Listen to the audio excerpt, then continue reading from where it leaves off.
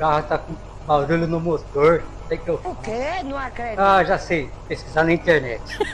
Vamos lá. Vamos pesquisar na internet. Pessoal, vai começar agora mais um vídeo com o nosso amigo Zé Limão. Preciso de ajuda. Que tipo de ajuda? O meu carro está com barulho no motor. É fácil. Leve seu carro a um mecânico. No motor de partida. Então leve-o a uma autoelétrica. Você pode me ajudar? Eu já te ajudei. Ou quer que eu desenhe?